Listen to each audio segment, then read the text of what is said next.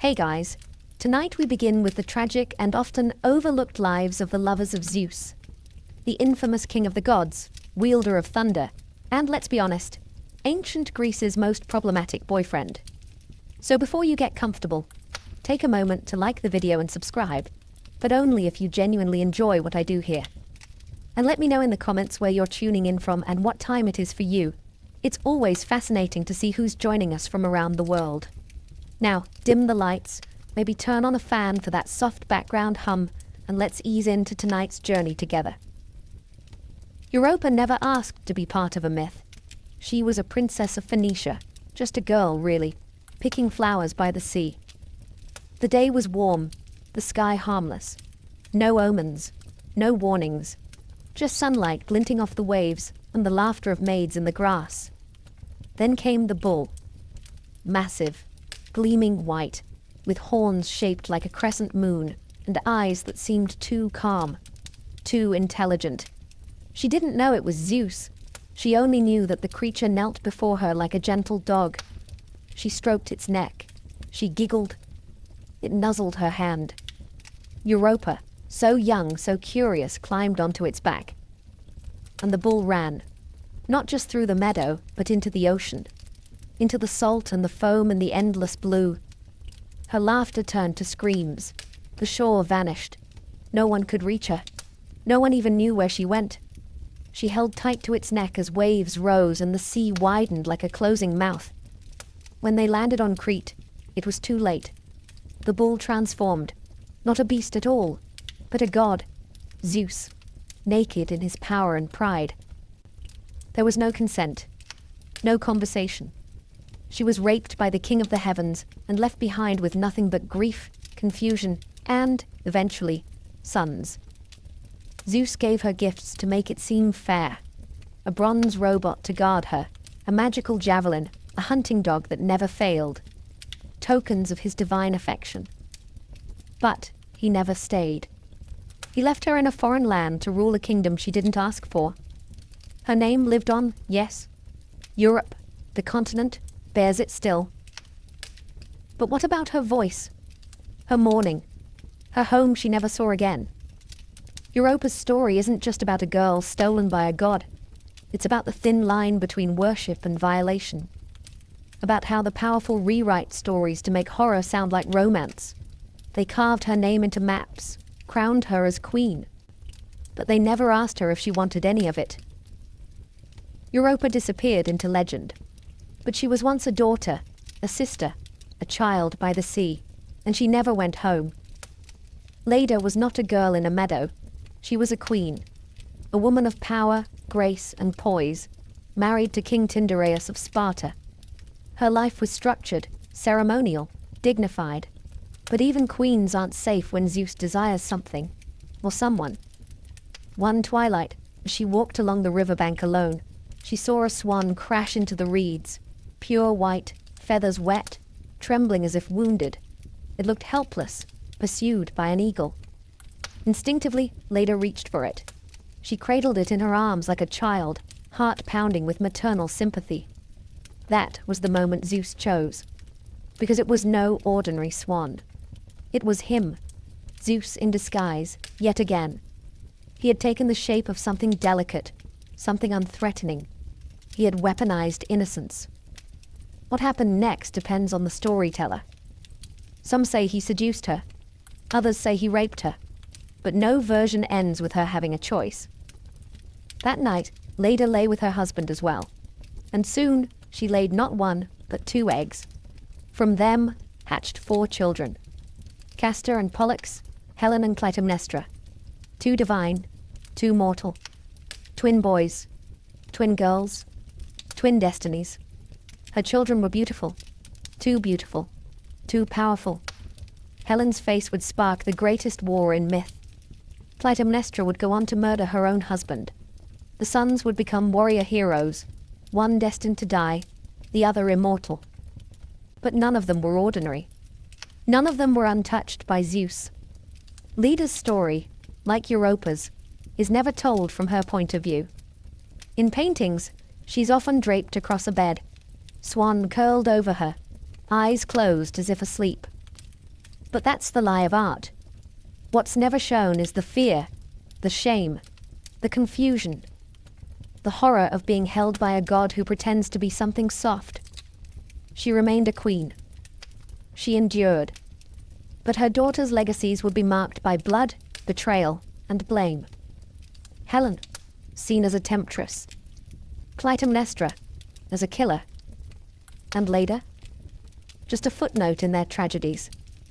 No matter how high her crown sat, she would always be the woman the swan chose. The one who couldn't stop what came out of those eggs. And she too never got to choose her myth. Io was sacred. A priestess of Hera, devoted and chaste, set apart from ordinary women. She wasn't naive. She knew the risks of proximity to power, especially divine power. But that didn't matter. Zeus doesn't ask. He takes. One night, a thick mist fell upon the sanctuary, a cloud unnatural in its weight, its silence, and from it, Zeus emerged. No disguise this time, just divine force cloaked in fog. He came to Io and violated her within the walls she thought were holy.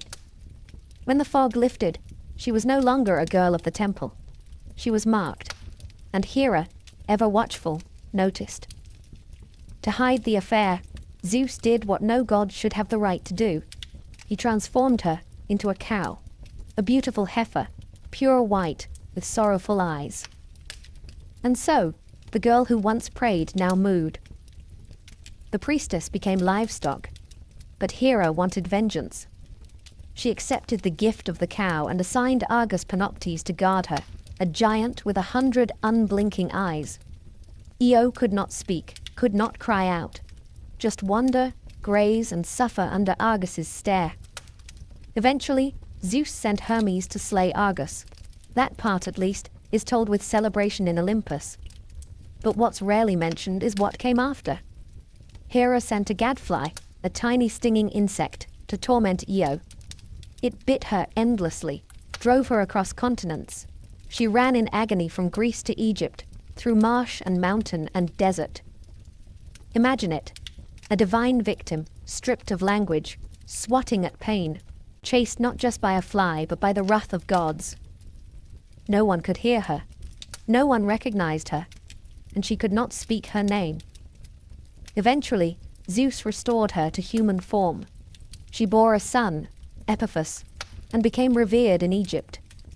But that happy ending is the myth's polite curtain drop. What about everything she lost? Her voice, her station, her safety, her body, the sacred trust of the goddess she once served.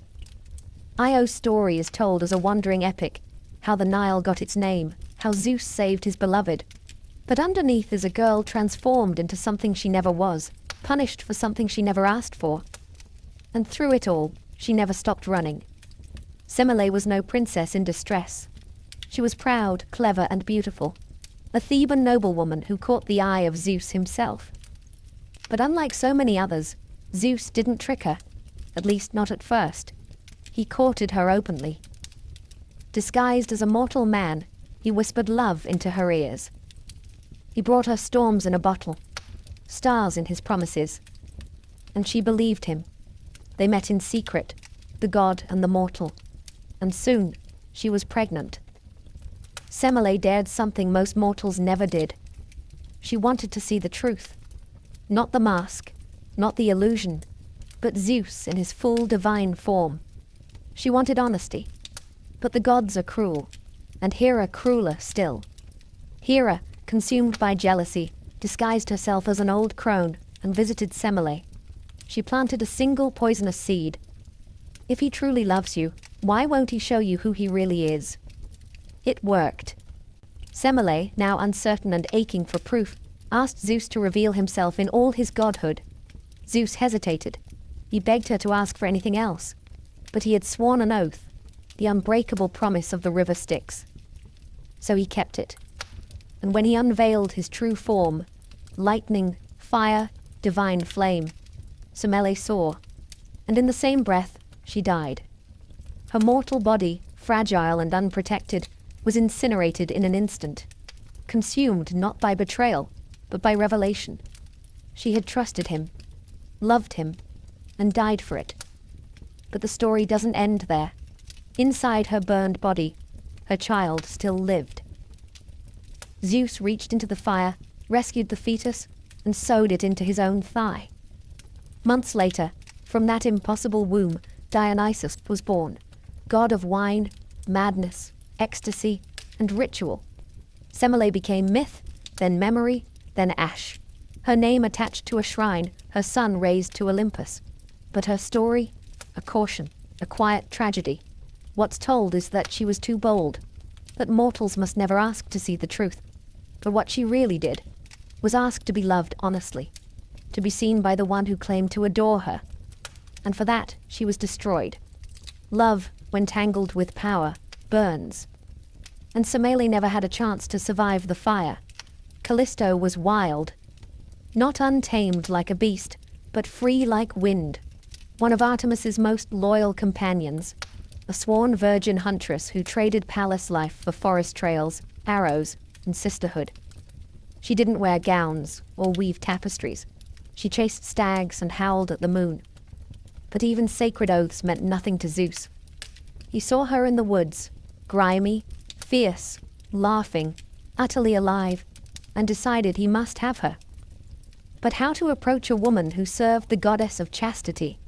He didn't come as himself. That would be too honest. Instead, he came in the most perverse disguise of all. He took the form of Artemis. Callisto saw her goddess step through the trees, trusted the familiar face. And when she reached out in reverence, it wasn't Artemis who touched her. It was Zeus. Some versions say she fought, some say she froze, but no version says she consented. Afterward, Callisto kept the secret. She buried the shame. Months passed. Her belly swelled. Her sisters noticed first, then Artemis herself. And the judgment came swift and cruel. Artemis, cold as stone, expelled her, cast her out like a traitor, not a victim. Callisto was banished from the only life she had ever chosen, her oath shattered by a lie she couldn't explain. She gave birth alone to a son, Arcas. No husband, no support, only silence. And then, as if exile weren't enough, Hera added another punishment. She transformed Callisto into a bear, a mother, a woman, now a beast. Years later, her son, now grown, a hunter, stumbled upon the bear in the woods. He raised his spear. He did not know. How could he? And just as he would have struck, Zeus intervened. Not to apologize, not to make amends, but to avoid another tragedy. He hurled them both into the heavens, where Callisto became Ursa Major, the great bear, and her son, Ursa Minor. Some call it an honor, to live in the stars. But it wasn't mercy. It was avoidance. Callisto never regained her form. Her story was written in stars, but never heard in her voice. She was a follower of Artemis, a survivor of Zeus, a mother who nearly died by her son's hand. And all she ever wanted was to be left alone in the woods. Before Zeus ever laid eyes on Danae, her fate was already sealed by a prophecy. Her father, King Acrisius of Argos, was told that Danae's son would one day kill him. Terrified of his future, he did something monstrous in the name of prevention. He locked his own daughter in a bronze chamber. Underground. No windows. No escape. A tomb made for the living. She was young, royal, and utterly alone. The chamber was meant to keep men out. But it couldn't keep gods out. Zeus didn't appear as a bull or a swan this time. He came as a golden shower. Yes, ancient poets really called it that. A stream of liquid gold that slipped through the cracks in the ceiling and fell upon her skin. That's how she conceived Perseus. No warning, no voice, just divine invasion cloaked in beauty. When Acrisius discovered she had given birth, he didn't ask how. He didn't wonder what she had endured. He simply saw a threat. And so, Danae and her infant son were stuffed into a wooden chest and thrown into the sea. Imagine that. A mother clutching her baby, waves crashing over the lid, salt choking her breath, knowing that her own father had condemned them both to die. But fate wasn't finished with her. The chest didn't sink. It drifted. It landed on the island of Seriphos, where she was taken in by a fisherman, safe for a time. Until the island's king, Polydectes, decided he wanted her. She refused him, and so he plotted to get rid of Perseus, her son, her only defender. The king sent him on a suicide mission to slay Medusa. Danae, again, waited in uncertainty. Again, she was a pawn in a man's story. Yes, Perseus triumphed. Yes, he returned and saved her. But why is her resilience always treated as a footnote? Danae was caged, violated, exiled, threatened, and yet she endured. She raised a son while navigating the cruelties of prophecy, divine lust, and political danger. And somehow she survived it all. She is remembered as the mother of a hero, but she was a prisoner long before her son became legend. And no god ever came back to ask her how she felt about any of it. Alcmene was faithful. She had waited years for her husband, Amphitryon, to return from war, refusing all suitors, holding fast to duty and honor. When he finally came home, she welcomed him into her bed. Or so she thought. Because that night, the man who came through her door wasn't Amphitryon. It was Zeus, wearing his face, his voice, his scent. He stretched the night to 3 times its length and took what wasn't his. When the real Amphitryon returned the next day, Alcmene was confused, alarmed. She questioned him, realized what had happened. But it was too late. She was already pregnant. She gave birth to twins. One child, Iphicles, was her mortal husband's. The other, Heracles, belonged to Zeus. Hera, of course, noticed. And though Alcmene was the victim, Hera made her the target. She sent 2 serpents into the nursery to kill the infants. Iphicles screamed, but Heracles, just a baby, strangled the snakes with his bare hands. That was only the beginning. As Heracles grew, so did Hera's hatred. She drove him to madness, made him slaughter his own wife and children. And Alcmene, the mother who bore him, had to witness it all. Her son, the strongest man alive, was broken, cursed, tormented, because of a crime she never committed. Alcmene's life was consumed by divine fallout. She had no affair. She made no choice. Yet everyone around her suffered. Later myths try to smooth it over. They say she found peace, that her son was deified, honored, that she lived out her days in safety. But even immortality feels hollow when it follows a life of manipulation, loss, and divine cruelty. No poet ever asked how it felt to be touched by a man wearing your husband's skin. No statue was carved of her grief. Alcmene is remembered as the mother of Heracles, a demigod hero. But she was also the woman who raised a child she didn't ask for, who bore the weight of a god's crime and the world's expectations, and still remained upright. She was never worshipped, never thanked, just left behind in the wreckage of Zeus's legacy. And in the shadows of every one of Heracles' labors stood the mother who suffered first. Antiope was a princess of Thebes, born into nobility, but doomed from the start. Zeus didn't come to her as light or storm or animal. He came as something filthier. He took the form of a satyr, half man, half beast. He attacked her in the wild, and the stories rarely pause to question whether she fought or cried. They simply move on. Pregnant, disgraced, and terrified, Antiope fled her home. Not to chase love, not to fulfill destiny, just to survive. Her father, humiliated by what had happened, ordered her capture. Her uncle Lycus hunted her across the countryside like an animal. When they finally caught her, she was dragged back to Thebes and handed over to Dirce, Lycus's wife. And then the true torment began. Dirce didn't just punish Antiope. She humiliated her, enslaved her, bound her in chains. Day after day, year after year, Antiope was beaten, mocked, made to kneel. all while carrying the twin sons born from Zeus, Amphion and Zethus. But Zeus didn't intervene. He never does after the act is done. Instead, the twins were abandoned at birth, raised by shepherds in the wilderness. Antiope was left behind, alone, imprisoned and broken. Her sons grew into strong, intelligent men, unaware of who they truly were. When they finally learned of their mother's suffering, the rage came fast. Amphion and Zethus stormed Thebes, overthrew Lycus, and exacted brutal revenge. Dirce was tied to a bull and torn apart. It's told as justice, a blood-for-blood ending. But what about Antiope?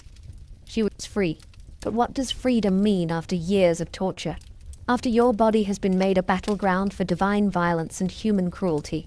No myth lingers on her healing. No bard sings of her recovery. Her story ends the moment her sons triumph, as if her value was only in birthing them, not surviving what came before. Antiope was chased, imprisoned, and hurt for choices she never made. She didn't ask to be loved by a god. She didn't ask to be hated by a queen. She just ran, through forests, through pain, through shame, and never stopped running until her son stopped it for her. And even then, no one asked her how far she'd come. Aegena's story begins like so many others, with desire from above and no warning. She was a nymph, daughter of the river god Asopus, born near the waters that should have protected her. But nothing ever protected a woman once Zeus noticed her. He abducted her. Some myths say he carried her off in the form of an eagle. Others say he simply snatched her from the riverbank and flew across the sky, taking her to a desolate island where no one could hear her scream. There, in isolation and silence, he had his way with her. The island became hers in name. Aegina. As if naming it after her made the assault noble. As if being claimed by Zeus gave her power. It didn't. It just made her a symbol of another place shaped by divine conquest. She gave birth to Aeacus, a future king.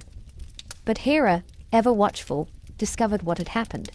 And as always, she didn't punish Zeus. She punished the woman he used.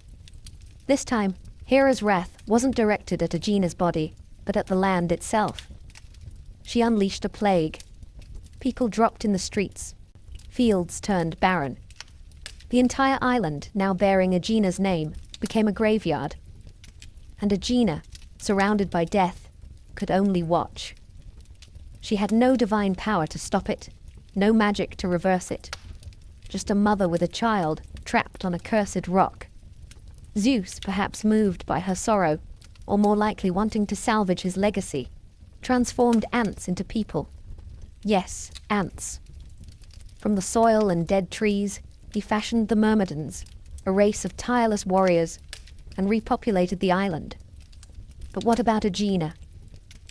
She lived among these insect-born men, surrounded by reminders of the lives Hera destroyed. Her name carved into maps, her son honored by heroes, but her trauma, once again, erased. She was reduced to geography. Her pain written off as myth. People remember the Myrmidons for their loyalty and strength. They remember Aeacus as a wise king. But they forget the woman who never asked for any of it, who lost her home, her people, her safety, all because a god couldn't keep his hands to himself. Aegina didn't want an island. She just wanted to be left alone. Ilara's story is barely a whisper in the grand theater of mythology. No wars, no stars, no temples, just silence and earth. She was a mortal princess, distant, dignified, and unnoticed, until Zeus found her.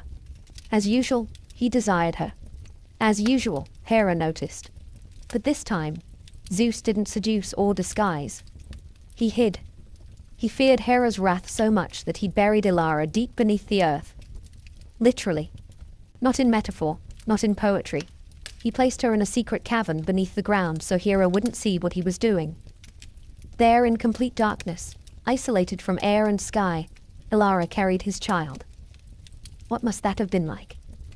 No sun, no voice, no help. Just stone walls, and the slow, suffocating growth of something monstrous inside her. because the child she carried wasn't a delicate half-god. It was a giant, Titios, so massive, so unnatural, that he grew and grew until he could no longer fit within her body. And then he tore his way out. That's how Ilara died. Not in glory, not in peace, not even in divine rage, but in labor, in agony, alone. Her womb became a tomb, and her body was destroyed by the very thing Zeus put inside her. The myths barely pause to mention her name. Titios becomes the focus, a giant punished in the underworld for trying to violate another goddess. But Ilara, she doesn't get a constellation, she doesn't get a shrine, she gets a footnote. The irony is brutal. Zeus hid her underground to protect her, but that protection killed her, and he never came back to lift the stone. The ancient poets called her the Earth-Hidden One, as if that made her mysterious, mystical, part of some grand cosmic puzzle. But she wasn't a puzzle. She was a woman buried alive because a god wanted her and couldn't be bothered to defend her. And when she died, the earth swallowed her story with her. Ilara's name survives barely in old texts and dusty scrolls, but her voice, her fear, her death, those were never written down. Because in the end, even the earth couldn't hold the weight of a god's secret. Metis wasn't a mortal. She was a titaness, a goddess of wisdom, thought, and deep cunning. Unlike many of Zeus's lovers, she wasn't caught off guard in a meadow or a bedchamber. She was his equal, his advisor, his first wife. She didn't fall for his power. She guided it. She helped him win the Titanomachy, the war against the old gods. She was clever, careful, and essential. And when he wanted her, she became his partner. But power never tolerates competition for long. Metis became pregnant. And that's when the prophecy arrived. Your child will surpass you. A daughter first, then a son who will overthrow you. Zeus heard the words and, true to form, panicked. But he didn't rage or run. He played it calm. Then, one day, as Metis stood beside him, perhaps even comforting him, he tricked her into transforming into a small creature, a drop of water, a wisp of air, and he swallowed her. Just like that. His wife, his counselor, the mother of his unborn child. Gone. But Metis didn't die. She remained alive inside him, thinking, watching, pregnant. She crafted armor for her unborn daughter in the depths of his body, and the hammering echoed in his skull. The pain grew unbearable. One day, unable to endure it, Zeus begged Hephaestus to split his head open with an axe. And from the wound sprang Athena, fully grown, armored, brilliant. The goddess born not of pain, but through it. Born from a womb made of fear. The world praised Zeus for birthing wisdom itself, for carrying the goddess of war and strategy in his mind. They called it a miracle. But no one asked where Metis went. She didn't emerge. She wasn't thanked. She was forgotten. The woman who helped shape the cosmos was erased by the very god she built up. Her daughter was honored, revered, but she remained imprisoned forever in his gut, a ghost beneath Olympus. Metis represents the final cruelty. Even when a woman is divine, intelligent, powerful, even when she consents, creates, and contributes, she is still disposable. She was the mind behind the throne, and she was swallowed to protect it. Long before he could speak, before he could even cry, Oedipus was cursed. His life began with a whisper from the gods, spoken not in love, but in warning. The oracle of Delphi, with smoke in her lungs and madness in her eyes, told King Laius of Thebes a prophecy so unnatural, so vile, it struck terror straight through his bones. Your son will kill you, and marry your wife. Laius went pale. Jocasta, his queen, fell silent. Their unborn child was no longer a blessing. He was a threat, a walking omen. And when the baby was born, healthy and pink and blinking at the ceiling of the royal nursery, no one celebrated. Laius made a decision. He pierced the baby's ankles and tied them together with leather, crippling him, marking him, making it harder for the gods to guide him. Then he gave the infant to a servant and commanded him to leave the child to die in the wilderness. No name, no cradle, no goodbyes. But the servant, perhaps moved by pity or fear, couldn't go through with it. He handed the baby off to a shepherd from Corinth, a man who worked the hills, not the palace. That shepherd, in turn, brought the boy to the king and queen of Corinth, Polybus and Merope, who had no children of their own. They named him Oedipus, swollen foot, a name that would echo his twisted fate. They raised him as their own, never telling him he had been adopted.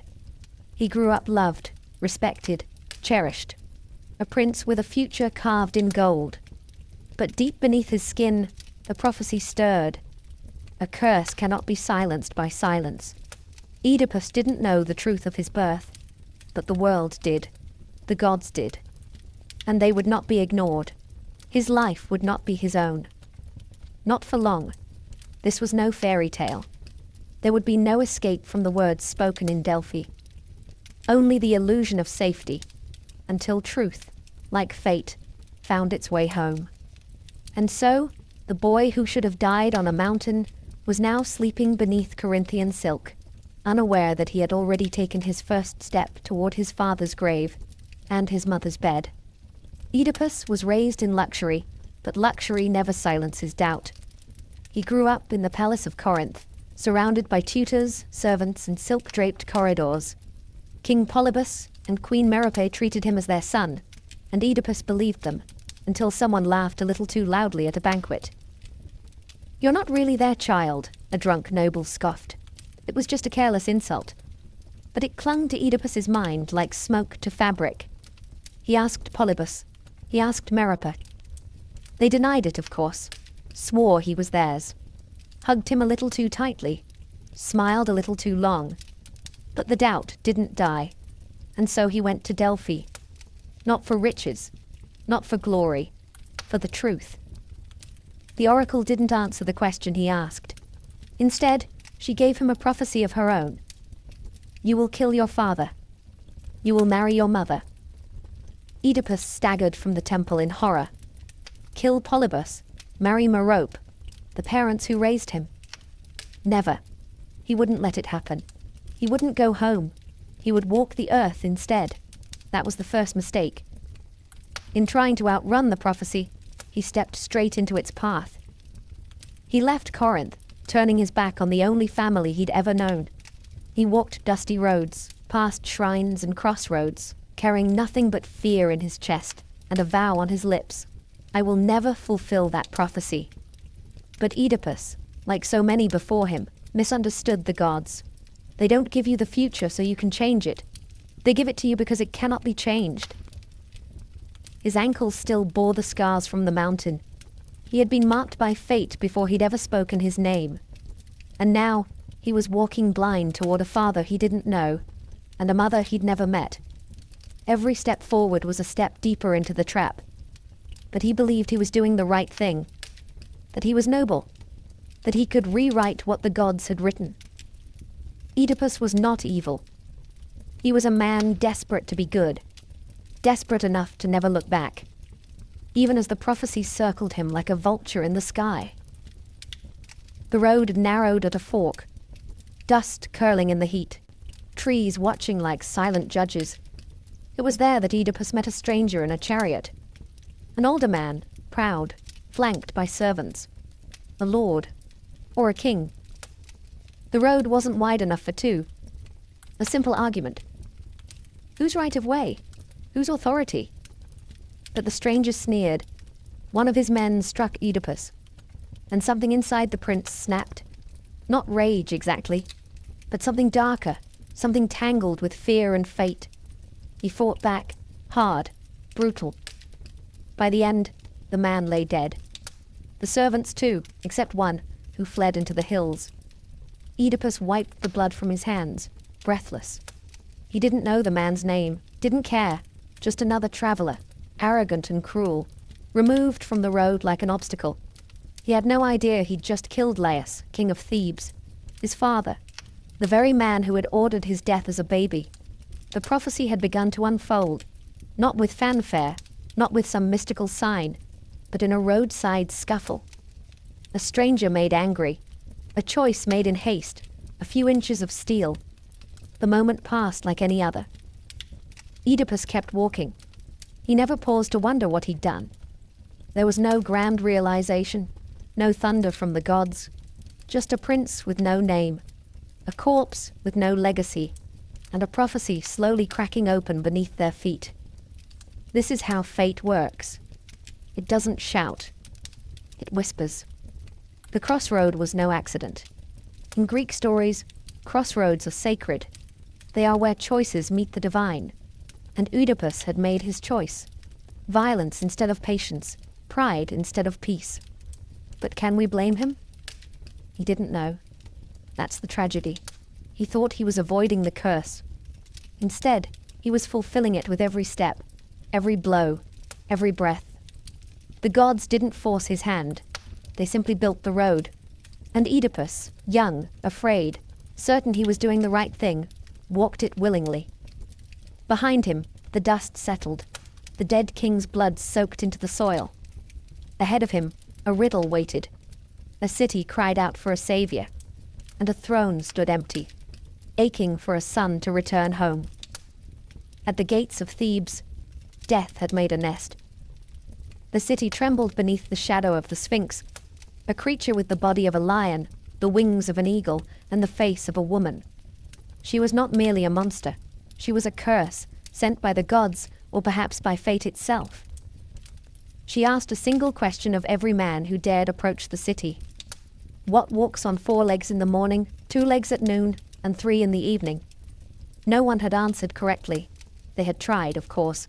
Warriors, scholars, princes, all failed, all died. The Sphinx devoured them on the spot, leaving their bones to bleach in the sun just outside Thebes. And the city, paralyzed by fear, waited. Their king had vanished. Their queen mourned. Their people starved. Then came Oedipus, dust-covered, road-weary, unaware that the blood of his own father still stained his sandals. He stood before the Sphinx and listened to her riddle. She stared into his soul, waiting to crush another life in her claws. But Oedipus didn't flinch. He didn't fight. He thought. He looked past the terror and saw the truth hiding inside the question. Man, he answered. In childhood he crawls on 4 legs. As an adult he walks on 2. In old age he leans on a cane, a 3rd leg. Silence. The Sphinx screamed, not in anger, but in defeat. She leapt from her perch and hurled herself into the rocks below. The curse was broken. Thebes was saved. The people poured from the gates, cheering, crowning Oedipus not just as a hero, but as their king. The throne, left vacant after Laius's mysterious death, now belonged to the stranger who answered death's riddle. As a reward, they offered him the queen, Jocasta. Beautiful, widowed, older, but still regal. She placed the crown on his head. She took his hand in hers. Neither of them knew. The prophecy, patient and silent, had just been fulfilled halfway. A murder and a marriage, both veiled in triumph. The city rejoiced. Oedipus smiled. Jocasta kissed her savior. And above them, the gods said nothing. Because fate doesn't strike all at once. It unfolds, like a riddle answered too soon. Years passed. Oedipus ruled Thebes with a steady hand and a sincere heart. He was not a tyrant. He listened to his people. He protected them. He fathered children, 4 of them, with Queen Jocasta, never knowing she was the woman who had once nursed him as a baby. Together, they rebuilt the city. The past seemed forgotten, but fate doesn't forget. One morning, Thebes began to rot. A plague swept through the streets like a punishment. Crops withered. Livestock dropped dead. Women miscarried. The gods had turned their backs, and the people turned to their king. They cried out, "Oedipus, you who defeated the Sphinx, save us again." And he tried. He sent messengers to the oracle at Delphi to ask why the gods were punishing them, The answer returned like a blade. The land is polluted. The killer of King Laius lives unpunished in Thebes. Find him. Exile him. Only then will the curse be lifted. Oedipus stood before his people and made a vow. He swore to hunt down the murderer, to bring justice, to rid the city of its stain. He did not flinch. He did not suspect. He believed the killer was someone else, some stranger, hiding in plain sight. A traitor, a coward, someone else. Oedipus became obsessed. Every whisper became a clue. Every silence became suspicious. He interrogated witnesses, called upon prophets, ordered investigations, and with every step, he moved closer to the truth. But the truth was patient.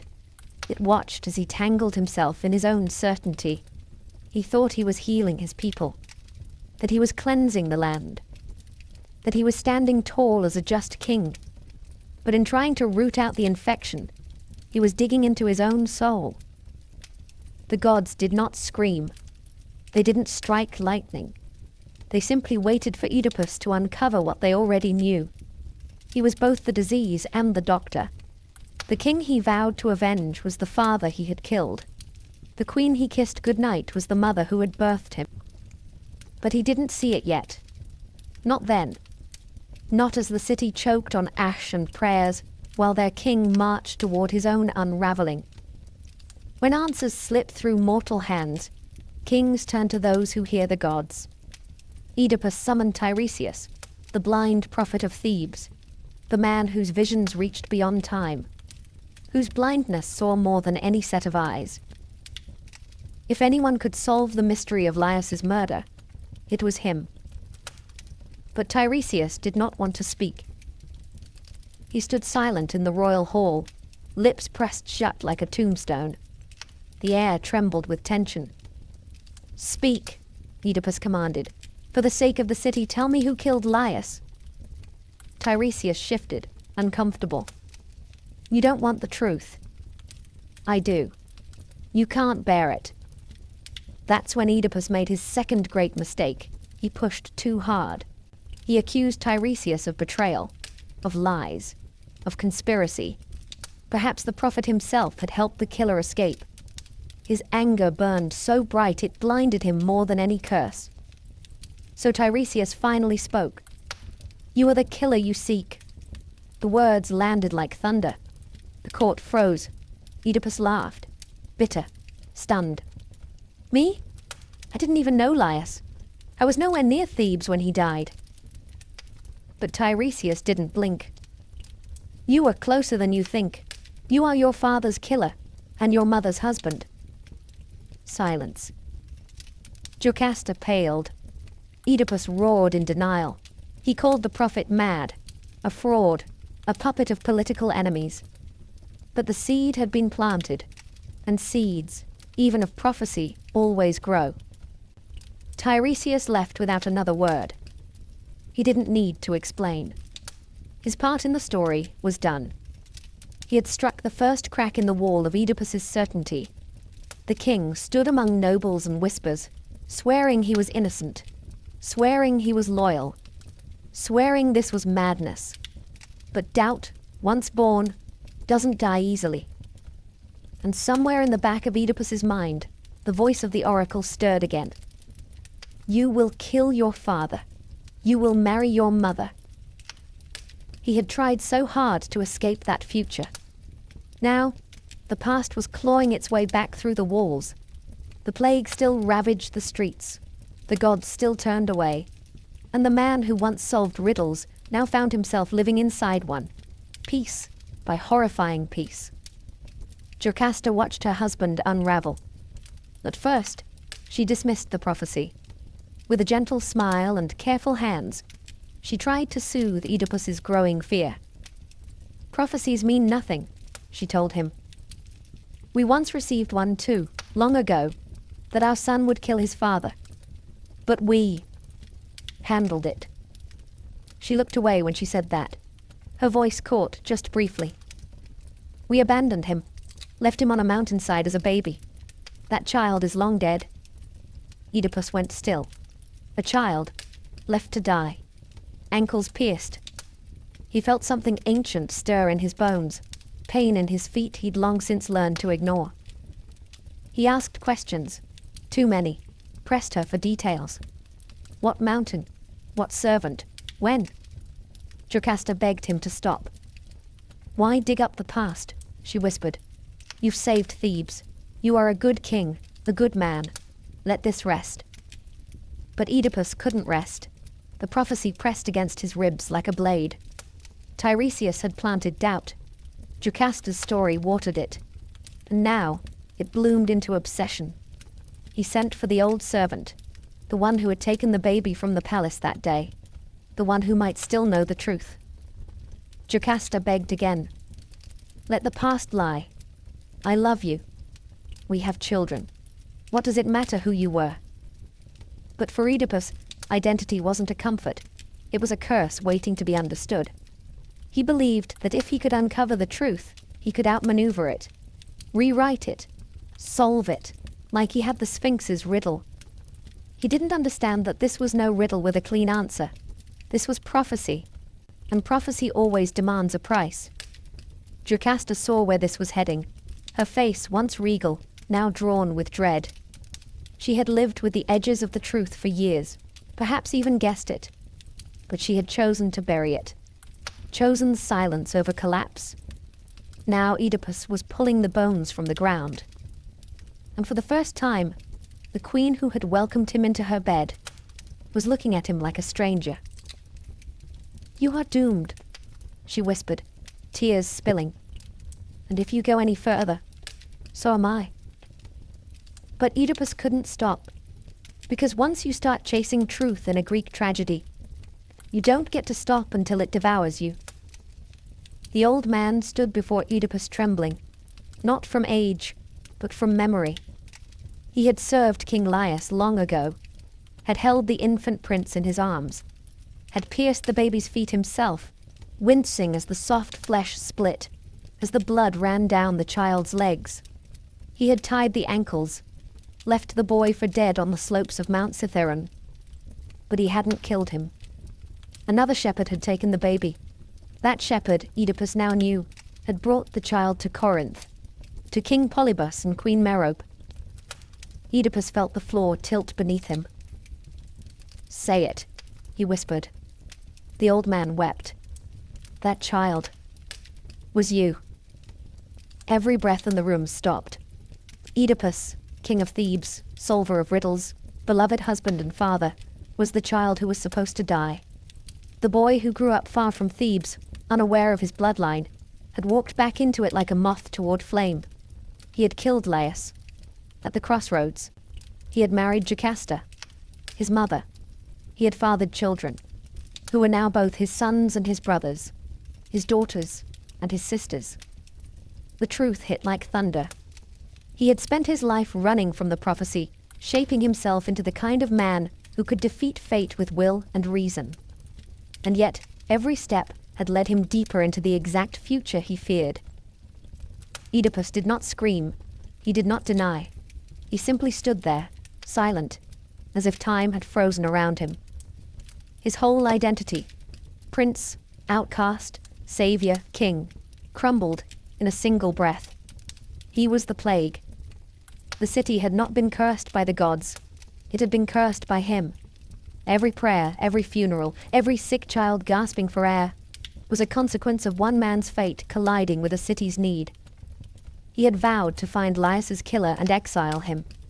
Now, the killer stood alone. And he knew what he had to do. But first, he had to face her.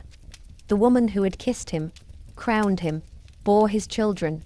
The woman who had once held him as a newborn. The mother he had made his queen. Jocasta didn't wait to hear the servant speak. She had seen it in Oedipus's face. She had seen it forming in his words, in the shape of his questions, in the unbearable precision of his doubt. The truth had crept through the palace like smoke. She had fought it for years, burying it beneath ceremony, motherhood, and silence. But now, it stood naked before her. Oedipus was her son, her child, the infant she had surrendered to death out of fear, out of loyalty to a prophecy she had once believed too cruel to be real. And now that prophecy had not only come true, it had dressed itself in love, in wedding robes, in children with her eyes and his smile. She turned from him before the servant could speak. Her hands shook. Her breath caught. The palace corridors twisted around her. She didn't scream. She ran.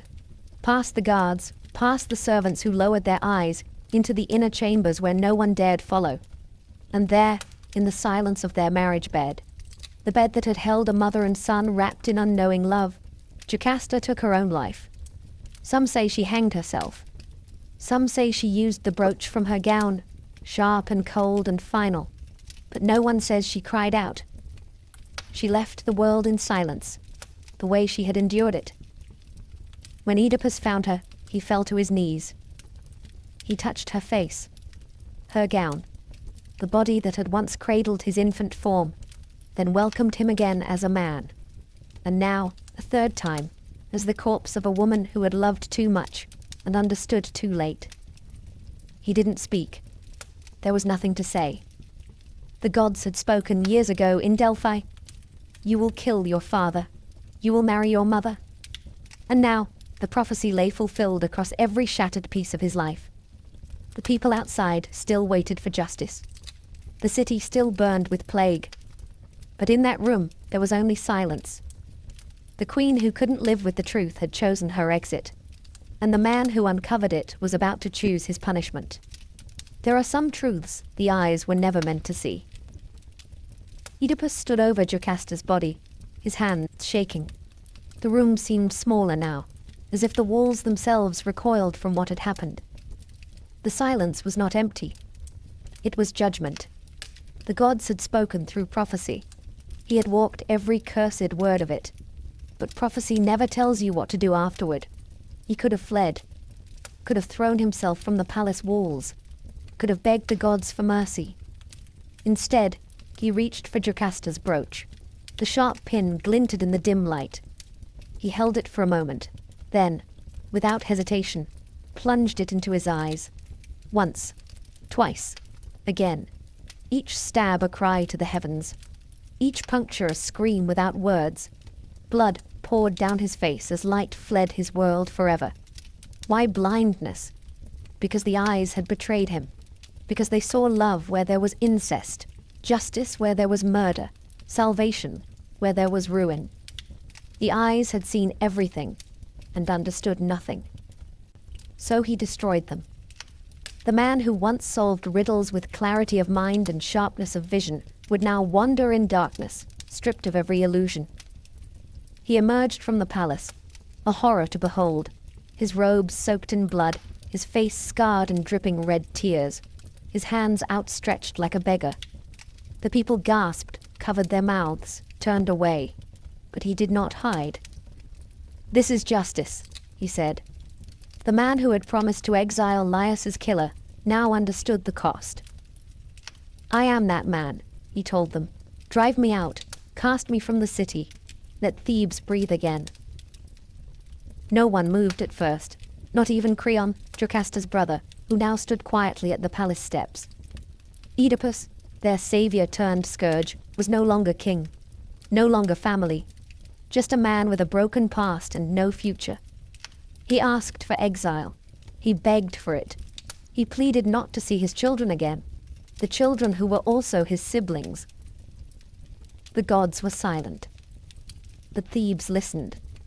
And the king who once stood tall at the gates, who answered riddles, slew monsters and ruled with pride, now limped into darkness.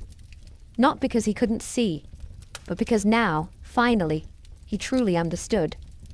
Oedipus left Thebes not as a king, but as a shadow of one. Blind, barefoot, wrapped in rags, he wandered the earth with only a staff and his daughter Antigone to guide him. She was still a child, yet already burdened with the weight of her father's sins he never meant to commit. The world looked different now, not because he couldn't see it, but because he finally could. People whispered his name in fear. Some drove him away from their gates. Others offered pity, but never comfort. He was no longer the man who had saved Thebes. He was the man who brought the gods' rage upon it. But Oedipus never asked for sympathy. Only silence. Only distance. He passed through cities and forests, past shrines and graves, never resting long. In his blindness, he spoke more gently, thought more deeply. He had lived as a prince, a savior, a king, a monster. Now, he lived as a question. Was he guilty? Was he cursed? Or was he simply human? The gods had said what would happen, but they never said how he should feel about it. They gave him a script, but not a conscience. Years passed. His beard grew long. His voice became gravel. Antigone stood taller, always at his side. She loved him not because he was innocent, but because he was hers. And finally, they arrived at Colonus, a grove sacred to the Furies near Athens. There, Oedipus stopped walking. He sat beneath the trees, breathed the sacred air, and whispered to the earth, "I am ready." Some say the gods forgave him. Others say the earth swallowed him whole. That thunder cracked, and he vanished between the roots, leaving no body behind. Just legend. He did not die as a king. He did not die as a monster. He died as a man who carried his own curse. A man who could not change the prophecy, but tried. A man who walked into darkness, and in doing so, found a kind of light. Oedipus's story isn't just a tragedy. It's a warning. That knowing the truth does not always bring peace. That fate, once named, cannot be outrun. And that sometimes, the most heroic thing a man can do is face himself. Before Athena ever drew her first breath, she was already a danger to Olympus. Zeus sat upon his throne, storm-eyed and victorious, ruler of gods and men. He had overthrown Cronus, his own father, ending the age of the Titans. But deep in his bones, Zeus feared one truth. The throne he stole could be stolen from him. And then came the prophecy. It was not shouted by oracles or carved in lightning. It was whispered in dread by Gaia, mother of the earth, and Uranus, father of the sky. If you lie with Metis, the child she bears will overthrow you. Zeus froze. Metis wasn't just any goddess. She was wisdom incarnate, clever, sharp, cunning beyond measure. She had helped him in his rise to power. She was not a victim. She was a partner. And now, she carried his child. The first child, they said, would be a daughter, wise and strong. But the second would be a son. And that son would be greater than Zeus, stronger, smarter, fated to topple the sky. Zeus had felt the sting of prophecy before. He knew what it meant to be the overthrower. And he knew what happened to those who waited too long. He couldn't kill Metis. That would defy divine law. So instead, he swallowed her. Yes. Zeus opened his mouth and devoured the goddess whole. Swallowed her mind, her magic, her unborn child. Just like his father Cronus had once swallowed him. But Zeus didn't digest her. Metis didn't vanish. She lived inside him, thinking, whispering, creating. The wisdom he consumed didn't dissolve. It waited. And so, Zeus walked Olympus with calm eyes and a storm beneath his skin. He thought he had ended the prophecy, controlled fate, outwitted destiny. But gods should know better. Inside the god of thunder, a goddess was growing, not in darkness, but in brilliance, not in fear, but in armor. She would not be born in blood. She would be born in defiance. Athena, the daughter of wisdom and power, was coming, and even Zeus, king of the sky, would not be able to contain her for long. Zeus believed he had ended the threat. He walked the halls of Olympus as if the prophecy had died with the swallowing of Metis. Thunder cracked at his will. The other gods bowed low. No one questioned the king who had consumed his own fear. But fear doesn't digest. Inside Zeus, Metis lived. Not as a ghost or regret, but as thought, still forming. She spoke to him in dreams, murmurs in his chest, ideas he couldn't explain, strategies that arrived unbidden. Her mind became his, but not entirely. And inside that divine mind, something extraordinary was happening. A child was growing, not in a womb, but in a skull. This child wasn't weak. She didn't kick softly or squirm. She forged armor in the folds of her father's brain, forged a spear from thought, a helmet from resolve. As she grew, the sound of hammering echoed inside Zeus's head. Day and night the pounding worsened. He couldn't sleep, couldn't eat. His headaches grew unbearable, like storms crashing behind his eyes. He pressed his palms to his temples and roared across Olympus. No god dared approach, but pain has a way of humbling even kings. Finally, Zeus called for help. Hephaestus came, the divine blacksmith, strong and quiet, born of flame and forge. He stood before the king of the gods and asked no questions. Zeus knelt, clutching his head, trembling with agony. "Strike!" he ordered.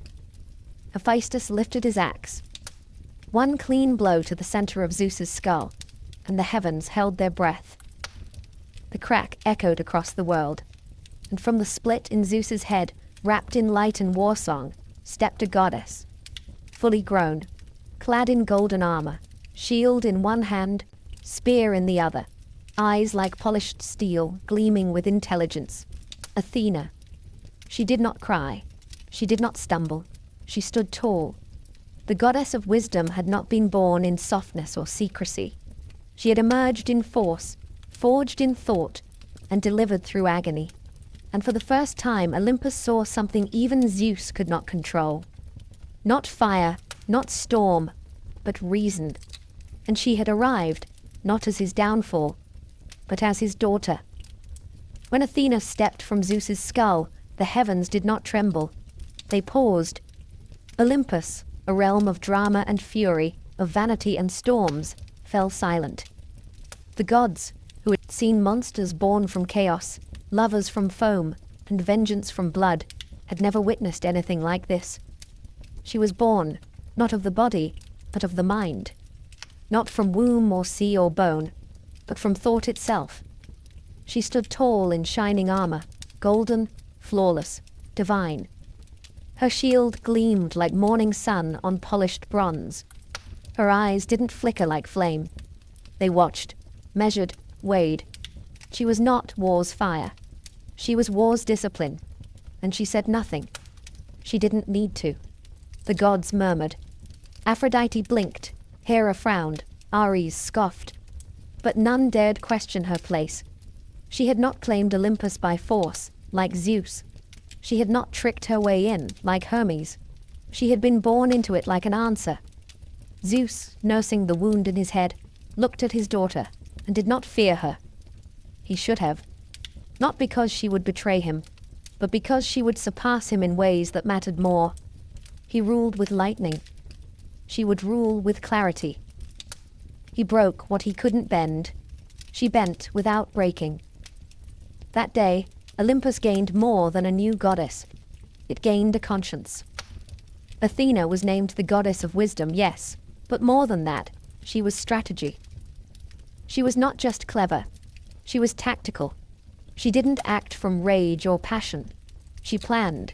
She prepared. She paused. And that made her dangerous. To some, she was a marvel, sharp as a blade, calm as the sea before battle. To others, a threat wrapped in beauty. Even Ares, the god of raw war, eyed her with distrust. He fought with fury. She fought to win. The other gods celebrated, of course. They cheered, offered gifts, feigned joy. But deep beneath their toasts, Olympus shifted.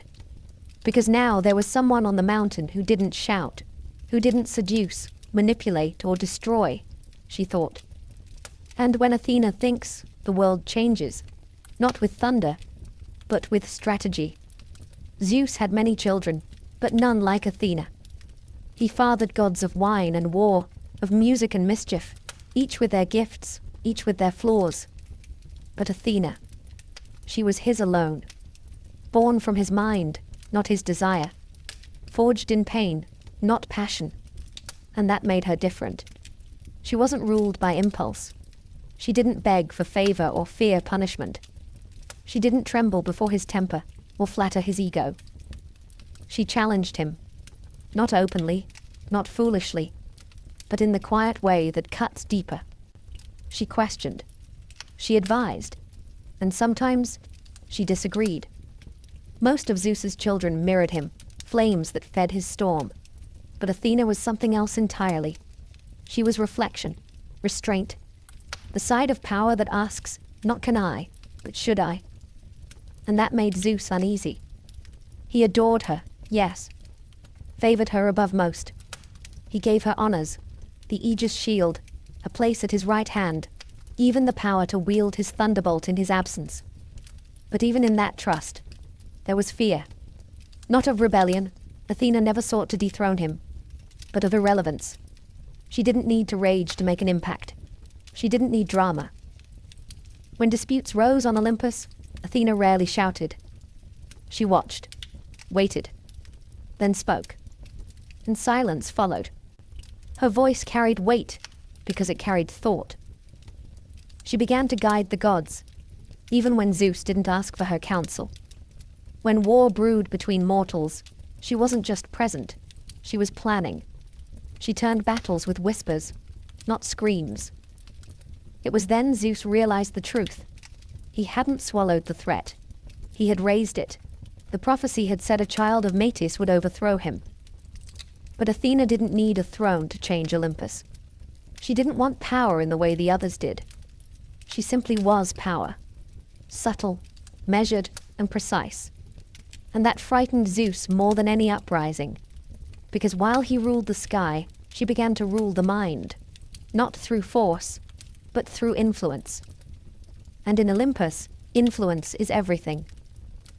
Athena chose solitude, not because she feared love, but because she didn't need it. Unlike Aphrodite, who stirred desire in gods and mortals alike, Athena kept herself untouched. She had no lovers, no consorts, no entanglements. Her power came not from seduction or motherhood, but from something rarer: independence. She was a virgin goddess by choice, and in Olympus, that was a statement. It meant she owed no one her body. No god could claim her. No mortal could tame her. She was not defined by her relationships, only by her purpose, and that purpose was protection. Athena was war, yes, but not the kind that left cities burning for the joy of it. That was Ares, her half-brother. He relished blood. She calculated victory. Where Ares charged in blind rage, Athena planned the ambush. Where he screamed and bled, she waited in silence, then struck where it mattered most. The Greeks would worship her not just as a goddess of wisdom, but as their guardian, a protector of cities, a builder of walls, a defender of law. Her armor wasn't for glory, it was for duty. She walked the battlefield like a surgeon walks an operating room, calm, exact, efficient. She never wasted energy. She never raised her spear without a reason. Mortals feared her, but they also prayed to her. Because if you were righteous, if your cause was just, if your city stood for order, Athena would fight for you. And unlike other gods, she didn't demand temples soaked in sacrifice. She asked for cleverness, courage, plan. In myth, she remained untempted by vanity. When a sculptor dared to carve her form too beautifully, she destroyed his work, not out of rage, but to remind the world. I am not here to be admired. I am here to act. Even the gods tread lightly around her, not because she was cruel, but because she was certain. She did not scream to be heard. She spoke with truth, and truth shook the heavens. A goddess of the mind, a warrior of restraint, a protector who never had to prove her power, because everyone could feel it. Athena, the virgin warrior, stood alone on Olympus, not because no one wanted her, but because she belonged only to herself. Not all gods are loved equally, and not all cities are built on war. When the people of a fledgling city in Greece prepared to name their divine patron, two gods stepped forward to claim it. Poseidon, lord of the sea, rose first, trident in hand, eyes flashing like the deep. He struck the ground, and from the cracked earth surged a saltwater spring. Powerful, impressive, a gift of the sea. Then came Athena. No drama, no storm. She knelt and touched the soil. From her palm grew an olive tree, its branches strong, its fruit full, its roots deep, a symbol of peace, of wisdom, of endurance. The gods watched in silence. Poseidon's gift was a display of power. Athena's was a promise of life. And the people chose her. They named their city Athens, not after the sea, but after the goddess of wisdom. They did not want a ruler of tides and tempests. They wanted a guide, a protector, a mind to shape their laws, not just shield their walls. Athena became the soul of the city. She didn't just watch over its battles. She guided its culture, its schools, its debates, its architecture. She was present in their every choice. And in return, they honored her not with bloodshed, but with brilliance. The Parthenon rose in her name, a temple of marble and symmetry, built with such grace that even the gods admired it. Inside stood her statue, not soft or smiling, but poised and ready, spear in hand, shield at her side, wisdom behind her eyes. She wasn't their queen. She was their example. The Athenians didn't worship her for her wrath. They worshipped her for her restraint. They saw in her the kind of power that listens before it strikes, the kind that defends, but never dominates, the kind that builds, teaches, and lasts. And so, while many gods ruled from above, Athena walked among minds. She became the heartbeat of a civilization that would outlive empires, a city born not from conquest, but from a tree. A goddess chosen not for fear, but for hope. And that choice would echo through history. Because Athena didn't just win a city, she inspired one. In the quiet town of Lydia lived a girl whose hands danced with thread. Her name was Arachne. She wasn't noble. She wasn't divine. She was a mortal girl with a loom and a gift so breathtaking it drew whispers from far and wide. Her tapestries shimmered with color, with life. Gods and mortals alike stood still before her work, and that eventually became the problem. Pride crept in, quiet, tempting, as it always does. Arachne began to say it aloud. My work is better than Athena's. Some warned her, others begged her to stop. But Arachne smiled and kept weaving. Up on Olympus, Athena heard. The words stung, not because they questioned her power, but because they insulted her purpose. Athena wasn't just the goddess of wisdom and war. She was the goddess of crafts, of skill, of the silent art that shapes civilizations. And Arachne, this girl with no temple or title, dared to call herself her equal. So Athena came down. She disguised herself as an old woman and warned Arachne directly. Humble yourself. Give thanks. Say that your gift was from the gods. But Arachne didn't bow. She met the goddess's eyes and said, if she thinks she's better, let her prove it. Athena dropped her disguise and accepted the challenge. 2 looms, 2 hands, 1 contest. They wove side by side, the air thick with silence. Athena's tapestry showed the glory of Olympus, Zeus ruling, Poseidon roaring, herself standing proud in victory, each thread perfect, each image divine. Arachne's showed the truth. Zeus deceiving women, Apollo chasing nymphs, the gods cruel, jealous, petty. And it was flawless, not a single error. Even Athena, in her divine heart, knew the girl had woven perfection. But truth can wound deeper than insult. Athena didn't scream. She didn't smite. She touched Arachne gently and turned her into a spider. Not out of wrath, but out of mercy. A creature that would weave forever. No pride, no applause, just silk and silence and the memory of what had been. And so the first spider spun her web under moonlight, and the goddess of wisdom turned away, not with hatred, but with respect and sorrow. because she had not crushed a rival, she had honored a mirror. Athena never wore her armor for decoration. Every piece had a story. Every symbol had teeth. But none more so than her shield, the Aegis. A shield so fearsome, so divine, it didn't just protect, it terrified. Etched upon its center was a face twisted in rage and agony. The head of a creature once feared by all, Medusa. But how did a Gorgon's face come to rest in the hands of a goddess? Long before it became a weapon, it was a tragedy. Medusa had once been beautiful, a mortal priestess in Athena's temple, with hair like woven night and a face that turned heads. But beauty is dangerous in the world of gods. And Poseidon, lord of the sea, took her by force, in Athena's temple. It was a violation of sanctuary, a desecration. And Athena, furious, not at Poseidon but at the shame left behind, transformed Medusa. She turned her into a Gorgon, hair into serpents, eyes into weapons, a face that turned all who looked upon it into stone. And then, years later, a hero came. Perseus, young and brash, was sent to slay Medusa, but he could not do it alone. Athena gave him her shield, polished to a mirror's shine, so he would not have to look at Medusa directly. She guided his strike, watched as the blade severed the head, and when it was done, she took the Gorgon's face for herself. Why? Was it revenge? Was it cruelty? Or was it something else?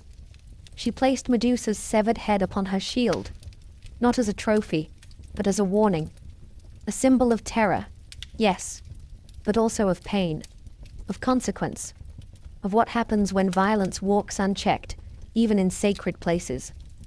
The Aegis became more than protection. It was the reminder that wisdom is not always soft, that justice sometimes wears a monstrous face, that even gods carry guilt they do not speak of.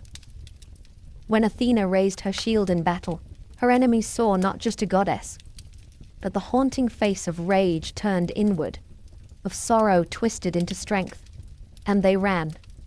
Not from Athena, but from what she had chosen to carry, because even wisdom has ghosts, and she wore hers in plain sight. Athena was a goddess of strategy, justice, and restraint, but even she could not stop fate. In the city of Troy, war smoldered like kindling before the spark.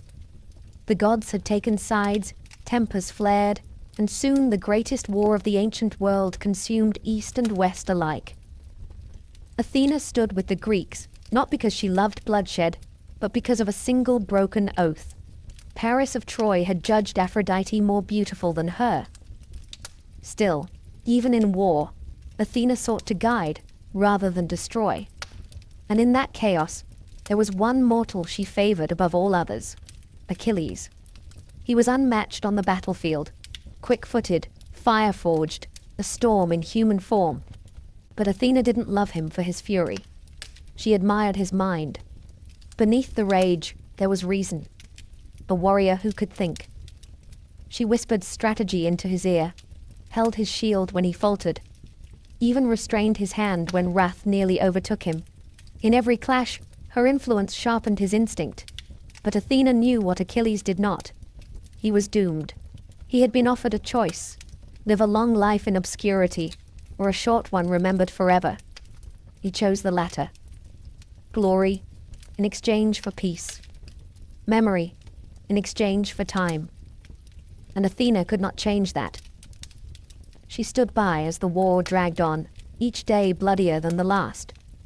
She watched as Patroclus, Achilles' closest companion, wore his armor and fell beneath Trojan spears.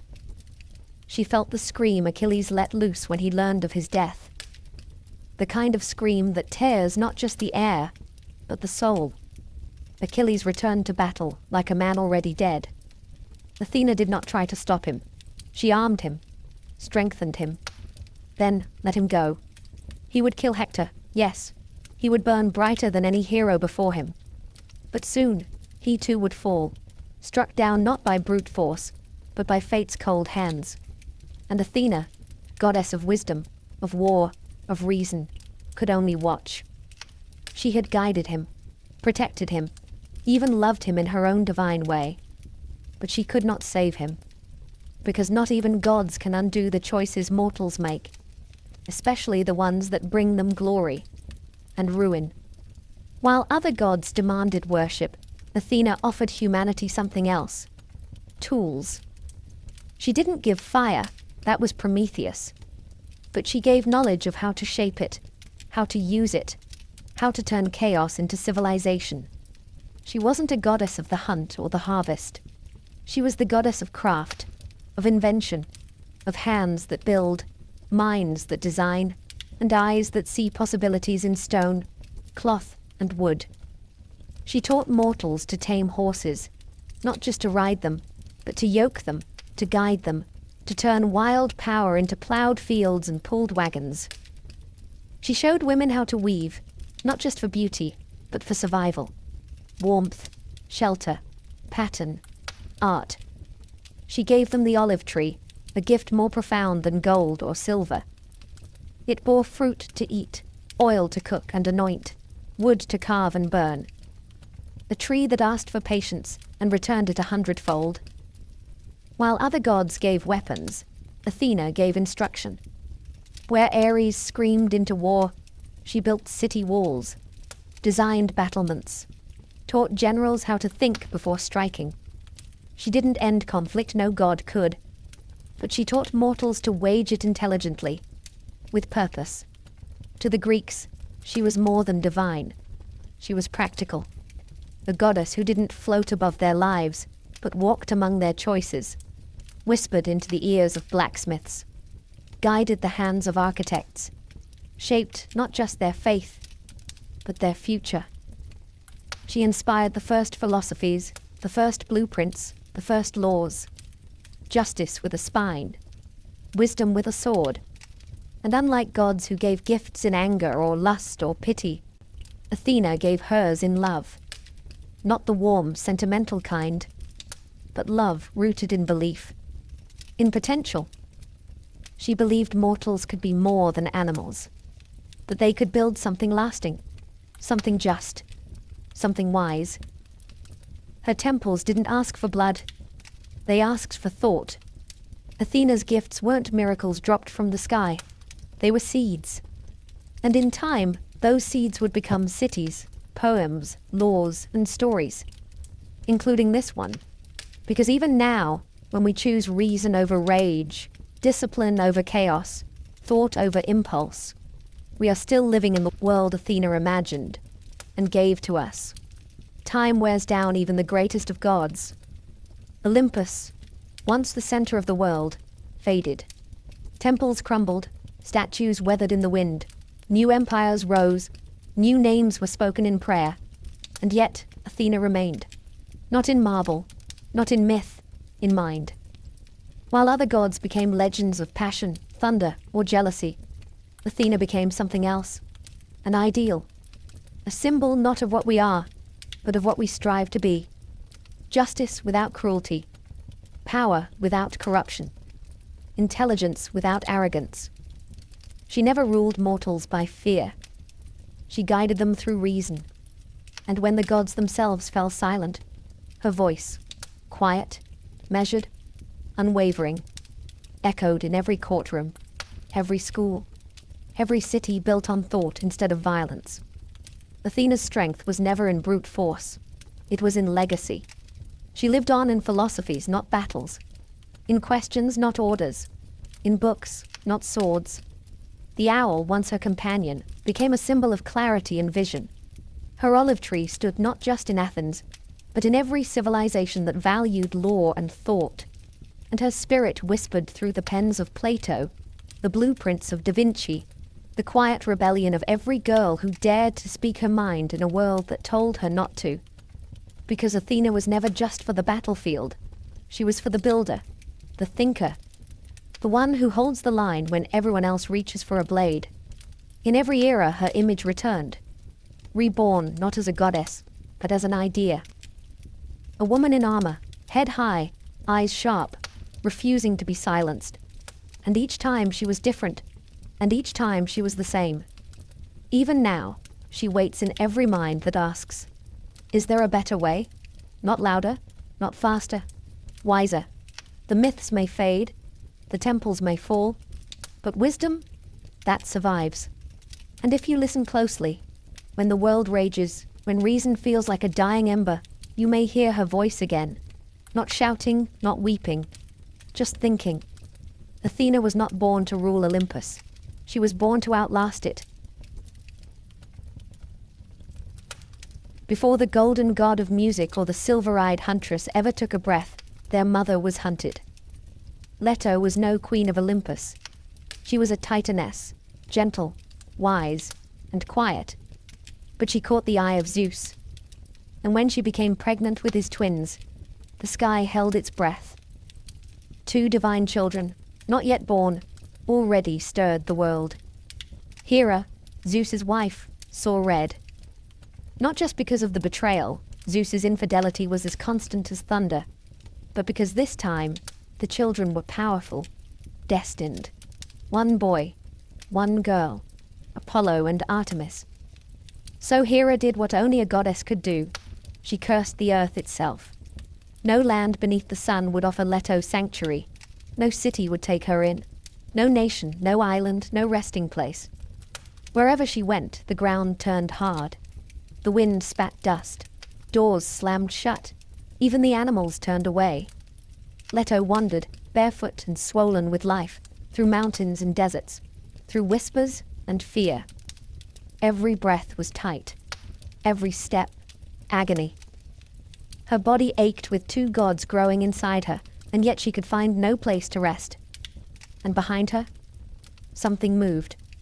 A shadow. A hiss. Python, the monstrous serpent, born of Gaia herself, a guardian of the old oracles, a creature so vast that it draped across mountains like a living rope. Sent, some say, by Hera, others say by fate. Whatever the truth, it hunted her. It slithered behind her across rivers and ridges, its tongue flickering, its eyes always watching. Not to kill her, not yet, but to make her suffer, to make her run. The earth rejected her. The gods stayed silent, and still, Leto kept walking. She held her belly, whispering to the children within, promising them life, promising they would rise, no matter how the world tried to crush them. She was not a warrior. She carried no weapon. But she carried gods. And in her silence, there was defiance. The twins were coming. Light and shadow, sun and moon. And even the cursed soil would tremble the moment they opened their eyes. Leto was at the edge of collapse. She had wandered the known world, her feet blistered, her breath shallow. No land would hold her. No temple would take her in. Not even the animals laid in her path would stay. They scattered, warned off by Hera's curse. But then came a whisper of a place, a drifting island, rootless, floating. Delos, a barren rock, forgotten by most gods, tossed in the Aegean Sea like a stone skipped by the Titans. It had no wealth, no army, no shrine. It was too small to matter. And that made it perfect, because Delos was not fixed to the earth. It wasn't bound by the curse. Leto arrived under a pale sky, her knees buckling. She collapsed on its stony surface and clutched her belly. The pain of labor was near. The twins stirred, impatient, divine. Delos trembled, not in fear, but in choice. The island, so often overlooked, so often adrift, made a decision that would echo for eternity. It anchored itself. The roots of Delos pierced the seabed. It locked into place, became land, became home, just long enough. And that was rebellion. A quiet, impossible defiance against Hera herself. The island gave Leto its only olive tree for shade. Its cliffs shielded her from the serpent Python, who circled but could not reach. And there, alone except for a few nymphs and the wind, she gave birth. First came Artemis, the huntress, the silver maiden, emerging in silence, calm and wise, even as a newborn. She didn't cry. She watched.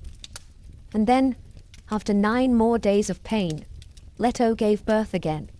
to Apollo, radiant as sunrise, glowing with golden light. His cry echoed like music across the waves.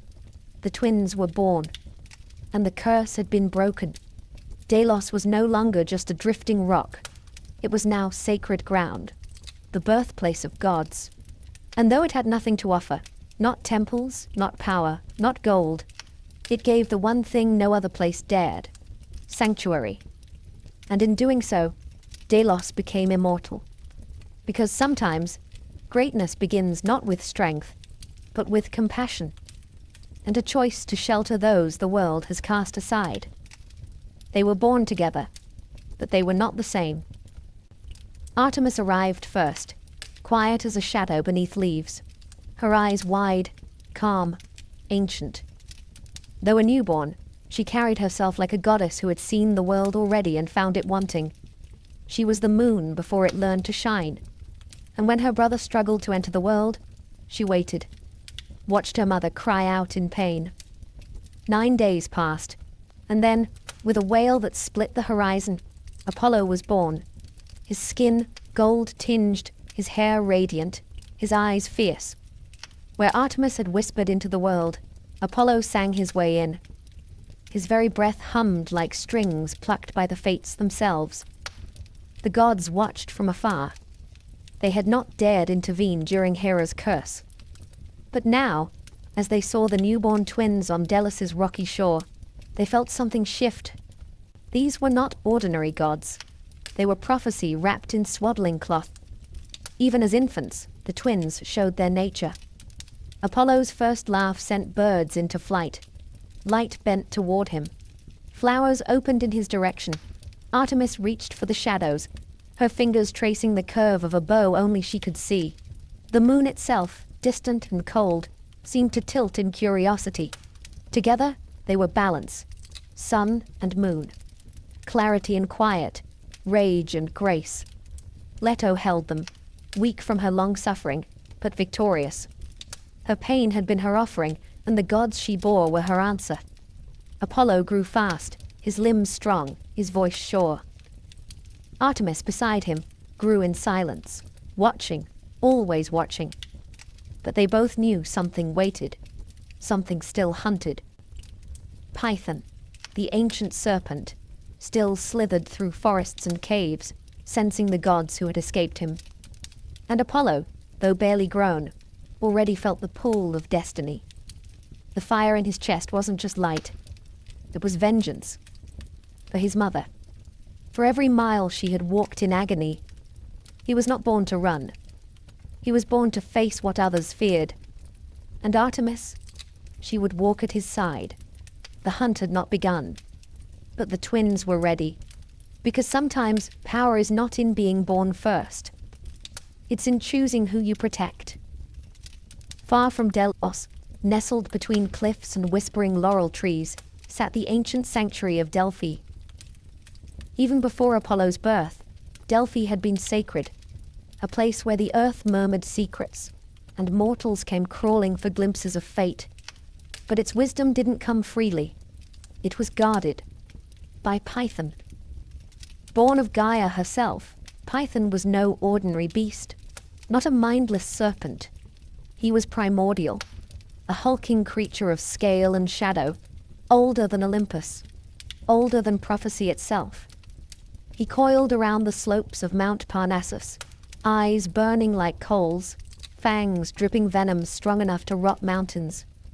He didn't speak, but his presence silenced all. Even the gods tread carefully near Delphi, for Python did not answer to them. He served the deep earth.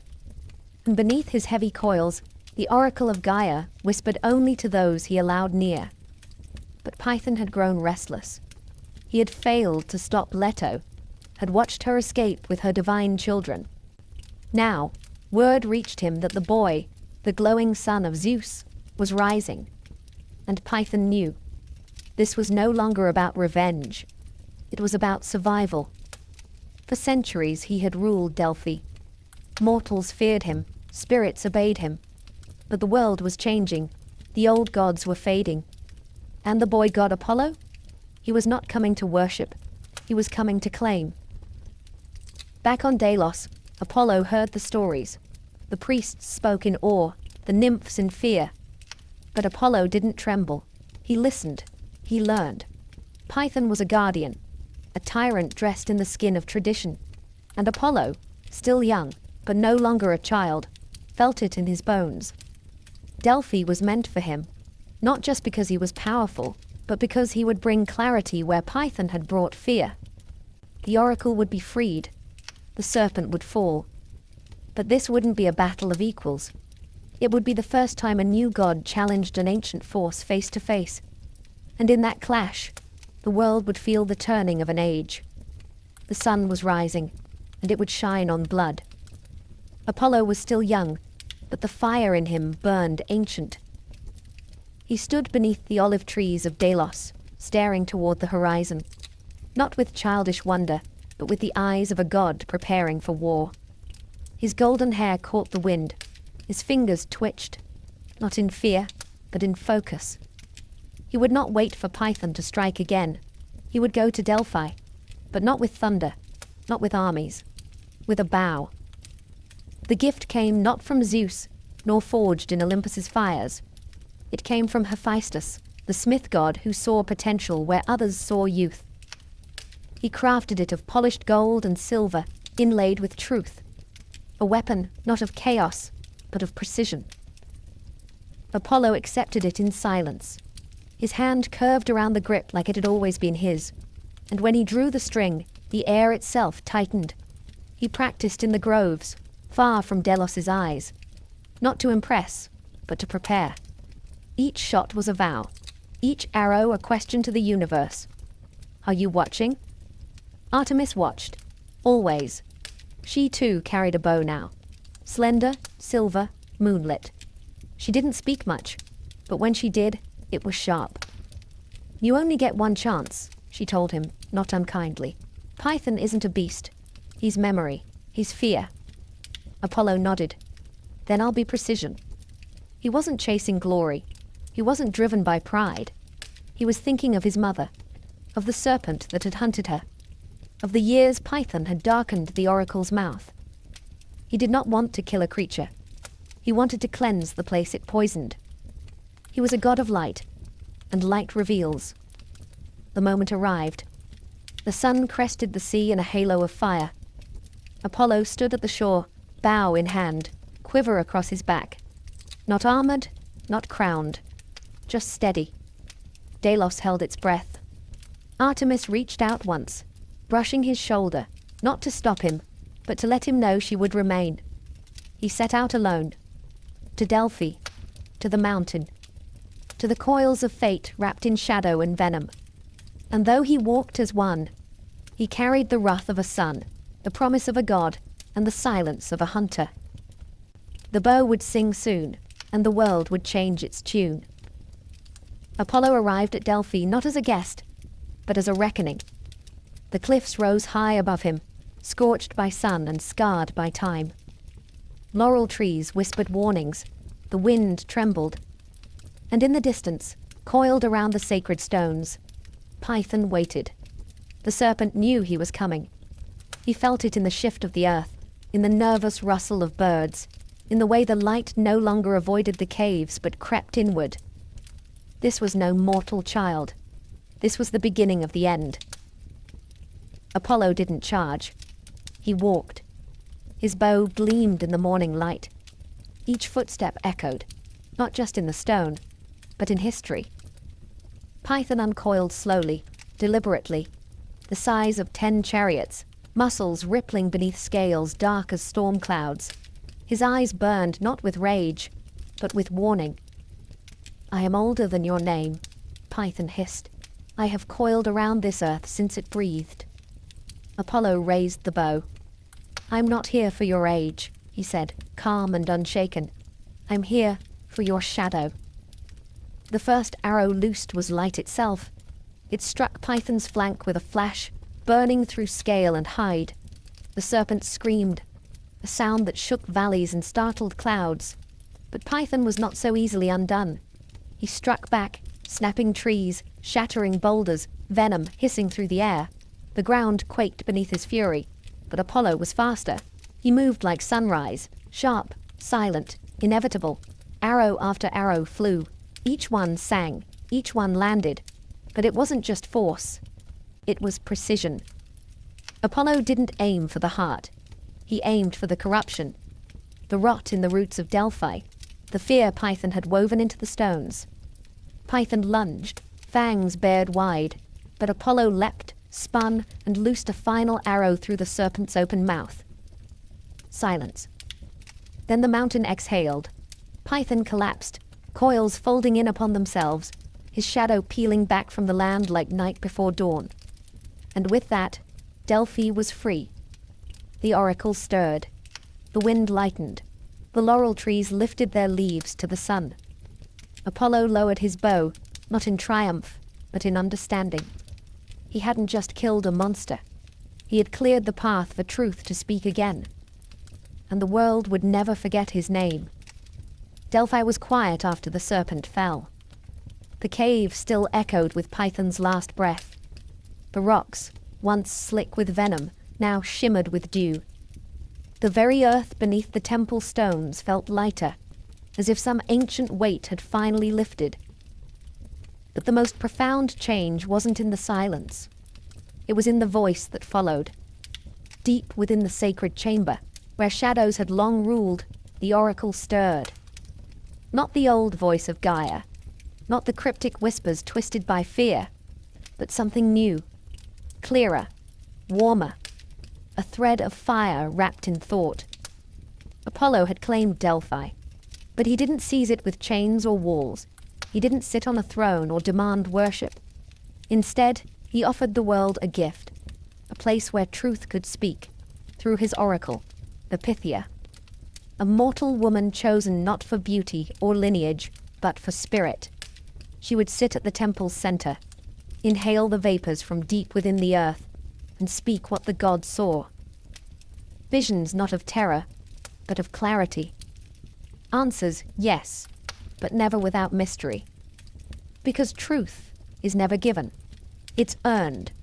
Word spread quickly. Kings traveled for weeks to kneel before her. Warriors came to ask if their battles would end in glory or doom. Farmers came to ask when to sow. Philosophers came to ask if the gods truly listened. And above them all, Apollo stood, not visibly, but present. His music hummed through the laurel leaves. His warmth lingered in the stone. And in the Pythia's eyes, there was always a flicker of sunlight not born from this world. The oracle of Delphi became the beating heart of Greece, not because it gave power, but because it demanded thought. Apollo had slain the monster, yes, but his greater gift was this. He had replaced fear with reflection, and in doing so, he rewrote what it meant to be a god, not just to punish, but to illuminate, because light, once unleashed, never hides again. And Delphi, bathed in that light, would never belong to shadows. While Apollo stood bathed in triumph, Artemis remained in the silence of the woods. She had not followed him to Delphi. She had not loosed arrows at Python. That battle was his destiny, his reckoning. And she honored it by staying where she was strongest, in the wild. But she felt it. The moment the final arrow struck, the moment the oracle opened its eyes, the moment the serpent's shadow shriveled beneath her brother's light. She stood barefoot on a cliffside as dawn broke, watching not just the sun rise, but Apollo rise, her twin, her flame, the other half of her celestial balance. She did not smile, nor cry. She simply watched, with the quiet pride of a goddess who knows her part is different, but no less divine. For Artemis, the wild was her temple. Where Apollo's light struck cities, her shadows danced in groves. Where he guided oracles, she guided instincts. Where he brought clarity, she brought intuition. They were never meant to walk the same road, but they were meant to rise together. As Apollo claimed Delphi, Artemis wandered further into forests untouched by man. She whispered to wolves. She taught deer to run silently. She wrapped herself in moonlight and sharpened her silver bow. She was not forgotten in the wake of her brother's fame.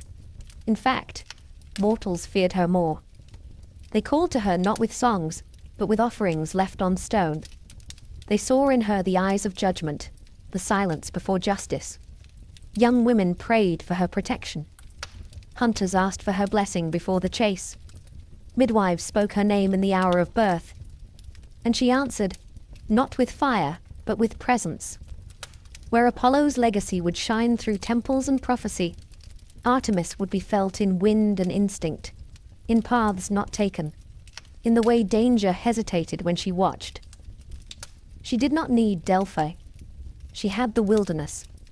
And as her brother stood upon sacred stone, embraced by priests and kings, Artemis raised her eyes to the moonless sky and whispered a truth only she could know. You've lit the world, brother. I'll guard its silence.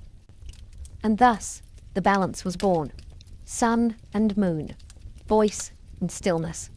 Twin gods, rising always, side by side. Apollo, god of music, poetry and light, so often remembered for beauty and brilliance, was not without shadows. For beneath the lyre's golden hum and the warmth of his truth burned a temper hotter than the midday sun. His wrath, when stirred, was not wild like Ares or cruel like Hera. It was precise, surgical, unforgiving. The world would soon learn. Apollo did not forget a slight. When mortals mocked the gods, they risked many things. But mocking Apollo's art was unwise beyond measure. Marsyas learned that too late. A satyr with a flute of bone, Marsyas stumbled upon the instrument once discarded by Athena. He played it well, too well. So well, in fact, that he dared challenge Apollo, the god of music, to a contest. A mortal, a goat-legged trickster, daring to duel with a god. Apollo accepted. In the contest, Marsyas played first, wild and full of soul. The forest bent toward the notes. Birds paused mid-flight. Even the stones seemed to sway. Then Apollo played. The sound was like light itself, clear, blinding, divine. But he didn't stop there. He flipped his lyre, played it upside down, and sang while strumming. Then he looked at Marsyas. "Can you do both?" he asked.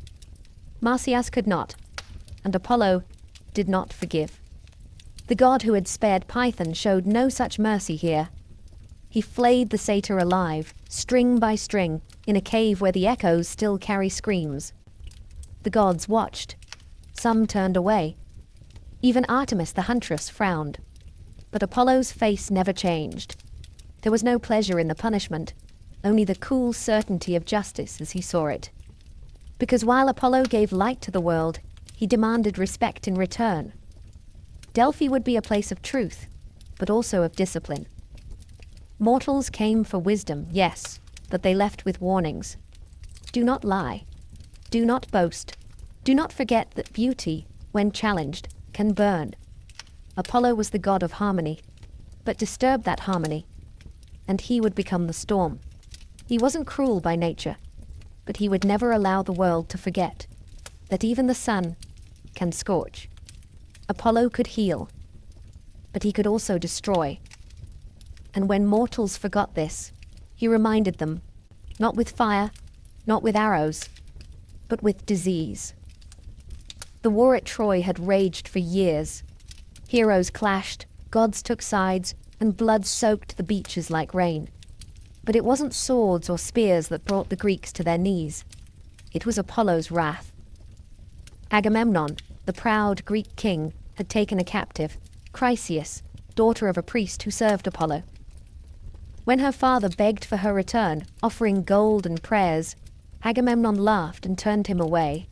That was his mistake. The priest lifted his hands to the sky. Apollo answered. He descended not in glory, but in silence, a god unseen but unmistakable. He walked the Greek camp as a shadow, his silver bow in hand, and with every pull of its string, another soldier fell, not pierced by arrows, but struck by fever. Death came quietly, without fanfare. The dogs howled. The air thickened with the scent of rot. Day after day, warriors collapsed, too weak to lift their shields. Horses moaned. Fires burned untended. The army begged their seers for answers, and they all pointed to the same god, Apollo, the healer, the bright one, the protector of oracles and bringer of plagues. Agamemnon had insulted him, and now his men were paying the price. Only when the girl was returned, unharmed, unbought, did Apollo lift his hand. The sickness passed, but the memory did not. Because this was the truth of Apollo. He wasn't just light and harmony, he was balance. If mortals crossed the line, if justice was mocked, if sacred oaths were broken, he responded not in rage, but in correction. And unlike other gods, Apollo didn't scream. He acted, quiet, certain, devastating. The Greeks, afterward, continued to pray to him, for health, for music, for guidance, but always with a whisper of fear. Because they knew now what few dared to speak aloud. That the God who cured the sick could also choose not to. And when the sun disappears behind a storm, it's not the dark that frightens you, it's knowing who put it there. The war ended, the temples aged, but the names Apollo and Artemis remained, etched not just in stone, but in the rhythm of life itself. For they were never meant to be gods who ruled by force. They guided. Artemis remained in the wilderness, untouched by palace or crown. Maidens whispered her name in moonlight. Hunters left tokens at the forest's edge. Mothers prayed to her in labor, begging for mercy or strength. She answered with silence, with instinct, with presence. She did not need temples. Her sanctuary was the wild. And Apollo, he became the golden thread in civilization's tapestry. His music shaped the lyre's first song. His voice spoke through the oracle at Delphi for 1,000 years. Poets, sculptors, doctors, lawmakers, each looked to him not for fire or miracles but for clarity. He was not the god who forced your hand. He was the god who lit the path and left the choice to you. Together, the twins embodied balance. Where Apollo brought law, Artemis brought instinct. Where he revealed truth, she protected mystery. Where he warmed, she cooled. Where he stood in gold, she moved in silver. They never ruled Olympus, but they shaped it. More than that, they shaped mortals. Because their power wasn't just in what they gave, but in what they withheld. Artemis never tamed the wild. She let it remain wild. Apollo never answered every prayer. He let mortals question. And through that, they created something rare among gods. Growth. They weren't just protectors. They were mirrors, reflecting back the best and worst in those who worshipped them. And to this day, when a child feels the thrill of moonlight on skin, when a musician finds melody in silence, when a seeker kneels at a crossroads, asking not for rescue but for insight, the twins are still there, one watching from the trees, the other humming just behind the sun. Because gods may fade from temples, but they do not fade from the heart, especially not the ones born in exile, who chose to become something more than worshipped. They became part of us, forever.